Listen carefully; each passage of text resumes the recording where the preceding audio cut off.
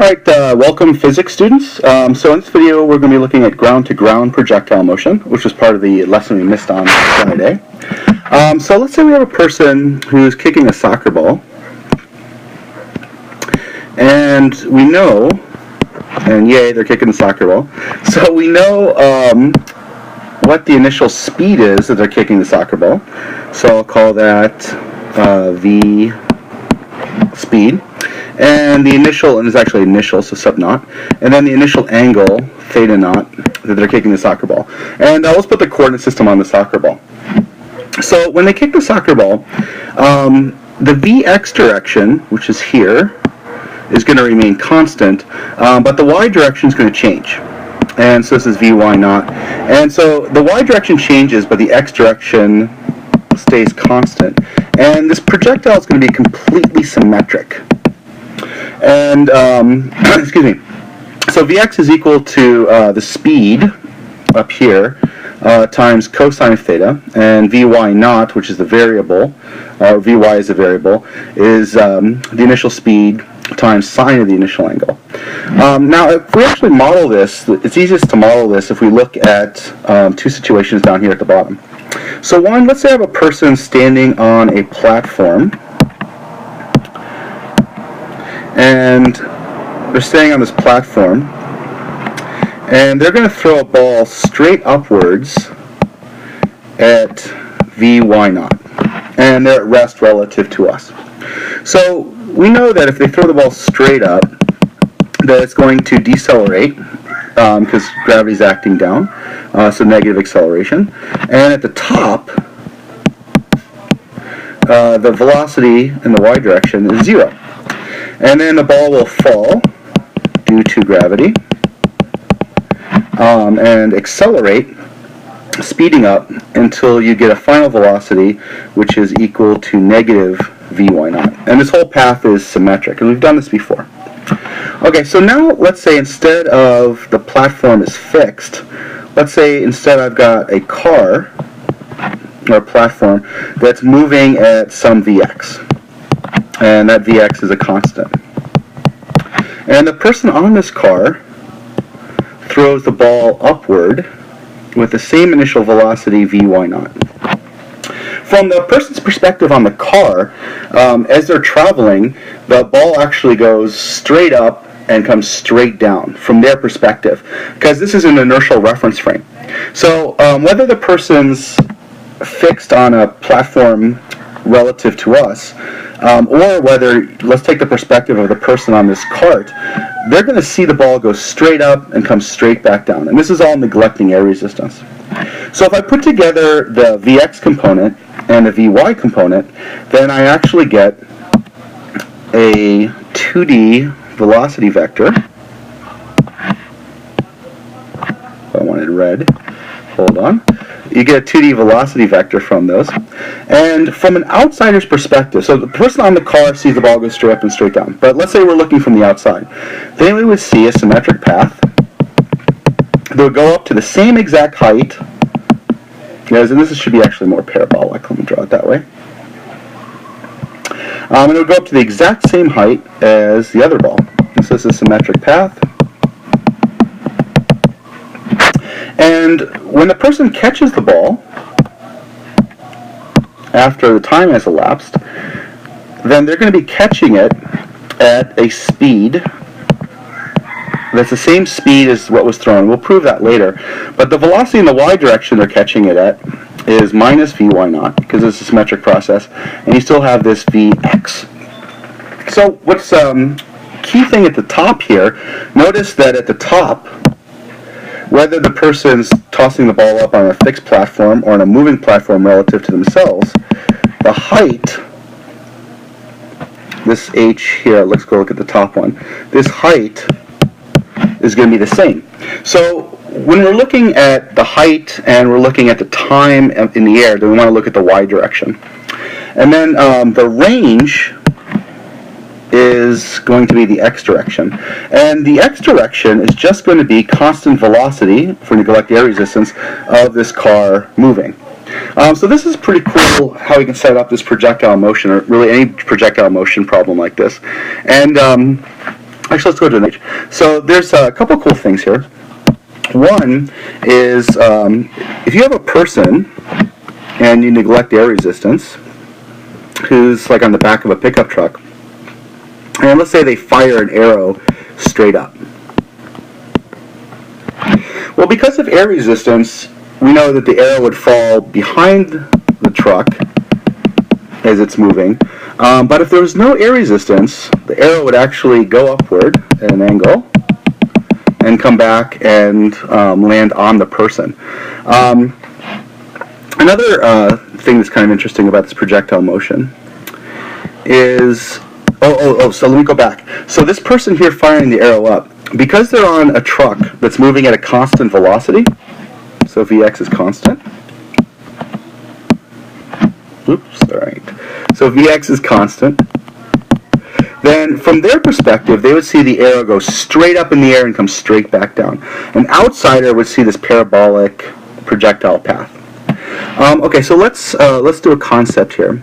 Let's say I have a person that's traveling in a truck that's going at constant speed, let's say like 20 meters per second, and they drop a ball from rest out the window. Now, if there's air resistance, the air is going to act on the ball, and the ball would fall behind. From the person's perspective, it would fall behind them. But if there's no air resistance, the person in the truck would see the ball fall straight down, because from their perspective, both them and the truck and the ball are all traveling at the same Vx forward. So the only thing pulling the ball down is gravity. So what they would observe in the truck is just the ball falls straight down. But an outsider's perspective, they would actually see the ball follow a projectile path, because not only is it falling, but it's also moving in the x direction. So this would be like kind of like throwing a ball off of a cliff, which we looked at before. Okay, so let's go back to the previous. So a couple key things here. Let's look at this top drawing. So the key things are, let's do this in pink. So at the top, very tippity top here, Vy at the top is equal to 0. And the acceleration the whole way is minus g if we neglect air resistance. There's always a Vx component of velocity. Do that in orange. I love all these colors. So Vx is constant no matter what. So Vx is always constant. So at the top, I still have a Vx. So I'll do that at the bottom too. So I've got Vx is constant. So these are all the same vector lines. But the y direction is what's changing. So let's look at tossing the ball up and down here on the left side. So as the ball goes up, I've got my initial Vy naught, and then Vy, let me draw this a little bigger, my initial Vy naught, and then Vy decreases in magnitude as I go up, and at the top it's 0. And there's no air resistance, this is symmetric, so at any given location, actually I should draw it here, at any given location, any given height, the velocity vector is going to be the same, but in the opposite direction. So if I trace these over to the other side, then here's my initial Vy naught, and as I go up, the Vy is getting smaller, and then at the very tippity top, there's Vy is 0, and then on the way down, at any given height, it's going to have the same speed, but opposite signs. So the velocities are different, but the speeds are the same. So when you're modeling ground-to-ground projectile motion, just model it as throwing a ball up and catching it. Okay, so let's do an example. Let's see here. All right. So, for example, let's say a person kicks a soccer ball.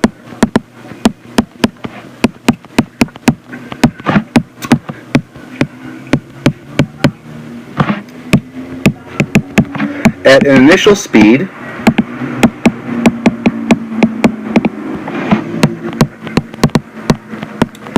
of 20 meters per second. Remember that number, 20 meters per second. At an initial angle of 60 degrees. Okay, before you do anything, so when I see this person kicks a soccer ball, and I should probably stay here, it's on a horizontal soccer field, and and they're kicking it from the ground. So before I even look at what's being asked here, I'm going to draw this out. Alright, so I've got a person who is kicking a soccer ball. Alright, and so, let's see if I can draw him kicking it better. Alright, so kicking a soccer ball. Yay. And the initial speed is Vy naught, and that's its initial speed, is 20, my fault. I'm not sure how to rewind these videos, I'm sorry. So the initial speed is, it's not Vy, the initial speed is V naught, and that's 20 meters per second. And my initial angle, theta sub naught, is equal to 60 degrees. And this is going to make a symmetric path. Okay, now before you do anything else, and even before I would even look at what the problem's asking, draw your initial triangle at the initial position, and the coordinate system is on the ball. And so I've got my hypotenuse of my triangle is 20 meters per second, and my initial angle theta is 60 degrees. Okay, my Vx, my velocity component in the x direction, is going to be 20 times cosine of 60, which in this case is plus 10.0 meters per second. And if we neglect air resistance, let's put our assumptions over here on our right. So our assumptions for this problem, key assumptions, is one, as I'm going to neglect air resistance. And two is I'm going to assume that this is just 2D motion. So the ball's not spinning or curving or anything like that. Implicit in this neglect air resistance is that the x component of velocity remains constant and that only gravity is acting in the y direction. Okay, so let's go back to our triangle. So my Vy naught is going to be equal to 20 sine of 60 degrees, which is equal to plus 17.3 meters per second. And we're going to need these numbers for the whole problem, so that's why I like to get it set up first. And we're going to kind of go from there. Alright, so the first thing I want to find is I want to find the maximum height that the ball goes. Okay, so if I redraw this out, the ball is going to go up maximum height, h. And what I want to do is I want to model this as a person throwing a ball straight up in the air. So I'm only looking at the y direction. So let's say I have a person throwing a ball straight up in the air from that same height. And they're not throwing it up at 20 meters per second. That's one of the bigger mistakes, because the speed up here, oops, I just erased it. The speed up here is 20 meters per second.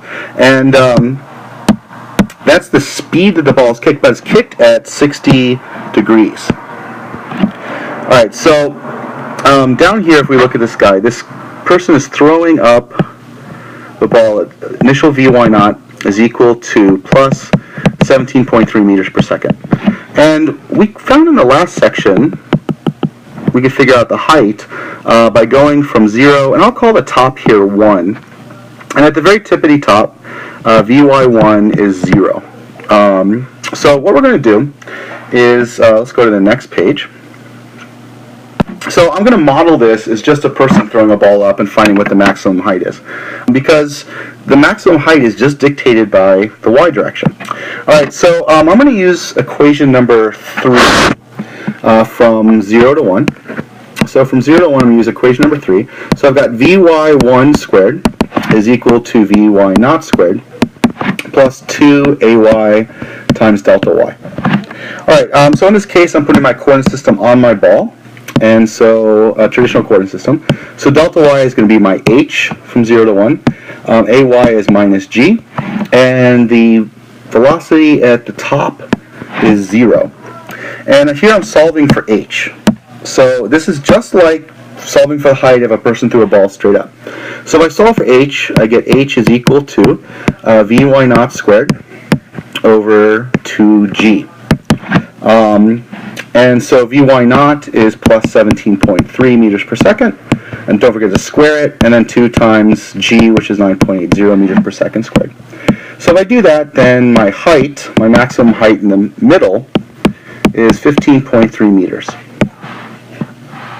And again, the height is only dictated by the y direction. Okay, so now what we want to do is I want to find part B, so I want to find the maximum range. So the maximum range is the length, so range is in the x direction, so the maximum range is going to be the distance between the kick and the impact. And again, I'm going to just deal with the y direction to find time. So that's my step 1. And then my step 2 is going to be finding the range using the x direction. Okay, so the key thing here is I'll call this initial point 0, and the final position, I call the top 1, so I'll call this 2. So if I'm looking just at the y direction, then the velocity going upward is Vy naught, and that's positive 17.3. Now remember, you can model this as somebody in the y direction, somebody throwing a ball up and catching it. So when they catch it, I know this is a symmetric process if there's no air resistance. So Vy2 is actually equal to minus Vy naught. So that would be negative 17.3 meters per second. And so to find the time, you can either use equation number 1 or equation number 2. I'm going to use equation number 1. And so I've got, you just have to be careful of your signs. So I've got Vy2 is equal to Ay times T2 plus Vy naught. And Ay is going to be minus G. Okay, so I'm going to solve for T2. And again, you have to be careful with your signs here. All right, so T2 is equal to Vy2 minus Vy naught all over minus G. So Vy2 is minus 17.3 meters per second plus Vy1, which is plus 17.3 meters per second, all over negative 9.80 meters per second squared. And if I do this, then I get my time 2, which is my total time this ball is in the air, is 3.53 seconds. Alternatively, some of you may want to just find the time it took for the ball to rise and then multiply that by 2. And you can do that because this is symmetric, ground to ground. You can't do that if it were cliff to ground. I prefer this particular method, but you can use whichever one you want. And then so for step 2, I'm going to use the x direction to find the range. And so let's go back here. So this range here is delta x. And remember that in the x direction, if there's no air resistance, then the ball is just traveling at a constant rate of 10 meters per second. And I know that the time it took from the launch to impact is 3.53 seconds. So all I need to do is use my x direction equation. Now remember, in the x direction it's constant velocity, so it's not constant acceleration. So I'm going to use Vx is equal to delta x over delta t, and I'm going from 0 to 2 in this case. And so here I want to solve for delta x. So delta x is just the rate that the ball is traveling in the x direction times the total amount of time it was in the air. So the rate in the x direction is 10 plus 10 meters per second, and the total time we found just a moment ago to be 3.53 seconds. So my range, really my maximum range, is going to be 35.3 meters. Okay, so I found maximum height and maximum range. Okay, next thing I want to do, part C, is I want to find the impact velocity. Now for ground to ground, this is symmetric, and so I'm going to go ahead and walk you through this. But if you actually understand the concept that this is a symmetric process, you should be able to figure out what the impact velocity is relatively quickly. But let's just go through the process because it's going to help us for cliff to ground. All right, so here I've got the ball coming in, and the ball is coming in and it's going to impact the ground. Now, where it impacts the ground, the Vx is going to be constant. So I know that's equal to plus 10 meters per second. But then the impact here, this is 0.2. I know that Vy2 has to be equal to it has to be equal to negative Vy0, which is negative 17.3 meters per second. So I already have my components where it hits, so let's find the impact speed. So the impact speed, which is a speed at 2, is the square root of Vx squared. Now I'm not putting a subscript on the Vx because it's constant, plus Vy2 squared. So that's going to be equal to the square root of 10 squared plus negative 17.3 squared. So my impact speed is equal to 20 meters per second. Now, if we go back and we look at the original problem, notice that the initial velocity, the initial speed is 20 meters per second. So this angle really doesn't have any bearing on what the final speed is going to be, because as long as it's ground to ground, then the speed that you kick the ball is going to be equal to the speed of impact, and that's always the case if it's ground to ground. And so if this were kicked at 20 meters per second at an angle of 10 degrees, then the speed that it impacts the ground is still going to be 20 meters per second. So the angle really just affects the time in the air and also the range. Now let's look at the angle of impact. And so if I look at the angle of impact, then theta 2 is going to be inverse tangent of Vy2 over Vx, and Vy2 is negative 17.3, Vx is 10, so my theta 2 is minus 60 degrees. Now if we go back and we look at the original problem, notice that the initial angle is 60 degrees. And so because this is a symmetric process, the impact angle is going to be negative 60 degrees. Because if we look at the impact, let's do pink again. So if I look at the impact, as the impact comes in, the Vx is still 10, but the Vy is just negative of what the initial Vy was. And so therefore the actual angle here, this theta 2, is going to be minus what theta 1 is. And that's always true of ground to ground air resistance. So if we go back and want to find the impact velocity, I'm just going to communicate that in magnitude and direction form. But the impact velocity is going to be equal to 20 meters per second, which was the initial speed, and then minus the initial angle. And this occurs because it's symmetric. So when we started this part C, I said that as long as you understand the concept, this is a relatively easy question. So as long as it's ground to ground, the impact speed is going to be the exact same as the speed initially, and the angle is going to be minus whatever the angle was initially. Okay, let's do part D. So for part D, what I want to do is I want to find the speed and the height of the ball when delta x is equal to, or is 75% of the max range. Okay, so let's draw this out. So I have my projectile, which is along a symmetric path.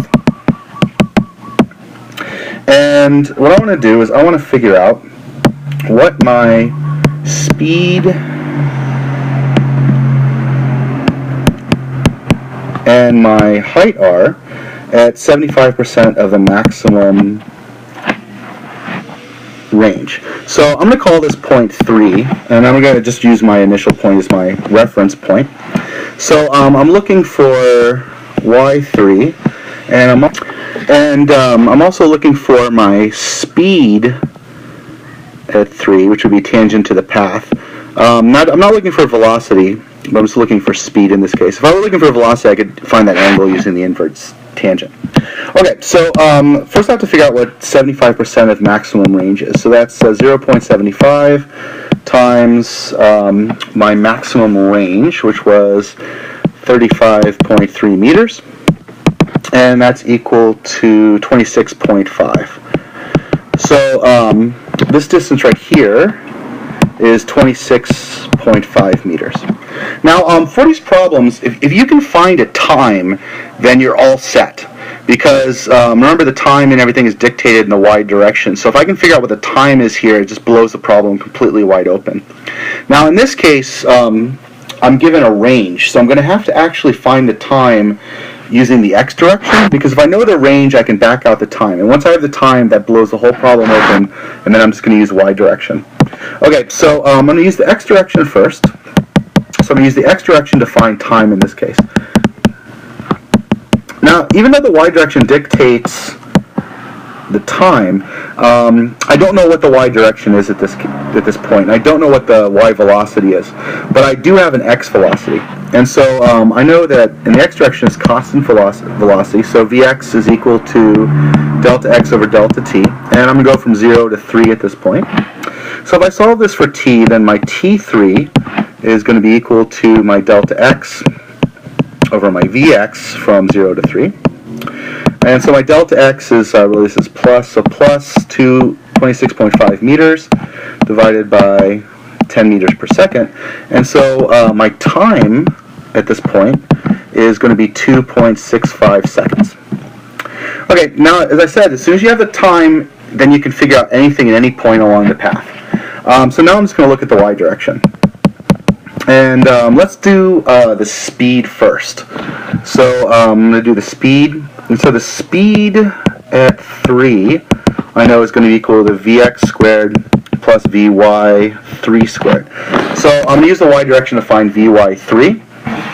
And I'm going to use equation number 1, because that's probably easiest since I have the time now. So Vy3 is equal to Ay times T3 plus Vy naught. And Ay is minus G. So this Ay is minus G. Okay, so now I'm just going to plug in my numbers.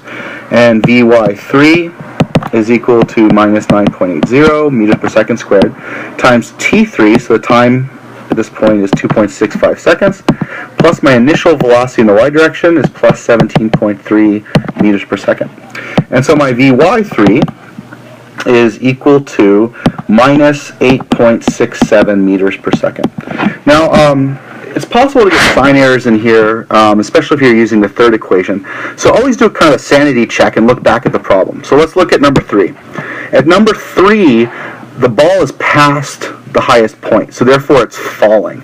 So if the ball is falling, all of the Vy's from the top all the way to impact have to be negative. So at least the sign on my Vy3 works. Alright, so we're going to go back here. I'm going to plug this into the speed equation. So I've got the square root of Vx squared, which is 10 squared, plus Vy3 squared, which is this minus 8.67 meters per second we just found. And if I calculate that out, then I get, the speed of 3 is equal to 13.2 meters per second. Okay, the next thing I'll do is I want to find my height at this point. So let's go back real quick. So I'm looking at, I want to find y3, which is the height from the ground up to the ball at this point. Alright, so what I'm going to do is I'm going to look at the y direction again. And so I'm going to go from 0 to 3 using my initial condition as my reference. And since I'm dealing with height, you can actually either use equation number 3, which is Vy3 squared. We just found Vy3. It's equal to Vy naught squared, which we know, plus 2Ay times delta y. Where delta y in this case would be that height, y3, and ay is minus g. Or we could use equation number 2, which is actually what I'm going to use. It's just preference, it doesn't actually matter. So y3 is equal to 1/2 ay times t3 squared plus vy naught times t3 plus y naught. And so if I look at this, my y naught is 0, and ay is minus g. And so all I need to do is put in the numbers. So my y3, the height of the ball at this particular location, is, I'm going to pull the minus out front. So it's 1/2 times g 9.80 times the time to this point, which is 2.65 seconds. Don't forget to square it. Plus Vy naught, which is plus 17.3 meters per second, times the time, which is 2.65 seconds. So the height up to that point is 11.4 meters. And so this is the method to find height, speed. If you want to find angle at a certain point, you just use the inverse tangent. And so that's how you do it for ground to ground. There's a couple other things I want to mention about ground to ground that's separate from this problem. The first one is if I look at the effects of air resistance. Alright, so with no air resistance, a ground-to-ground projectile is going to be completely symmetric. Oops, that's not good at all. Alright, hold on. Alright, so I'm still getting used to this program. Alright, so ground-to-ground is going to be completely symmetric if there's no air resistance. So this is no air resistance. But if we did have air resistance, the air resistance would be acting in both the x direction and the y direction. And so a path with air resistance would kind of start following the same path, but then as air resistance started to become more prevalent, it wouldn't reach the same height, and it would actually truncate kind of rapidly towards the end. And this may be kind of an exaggeration, but so it's not the same height, and the range is going to be shorter. So this is with air resistance. And you just need to know conceptually what the difference would look like. Now this next thing only happens if you have no air resistance. So this next thing is no air resistance. And what's cool is that if you have no air resistance, then projectiles with complementary angles have the same range. So remember, two complementary angles add up to 90. So if I launch a projectile at, let's say, 70 degrees, then this projectile is going to go up pretty high and come back down. Now, if this is 70 degrees, initial angle launch, the complementary angle would be 90 minus 70 is 20. So if I launched at 20 degrees, then I would have the exact same range. And this is a consequence of no air resistance. So for complementary angles and no air resistance, the range is the same. However, notice that the height's not the same and the time in air is not the same, only the range. And this is only if this is only if and only if you have the same initial speed. But it's just kind of a cool thing about projectile motion with no air resistance. Okay, so that's that for ground to ground, and we'll make one more video of cliff to ground. All right, have a good one.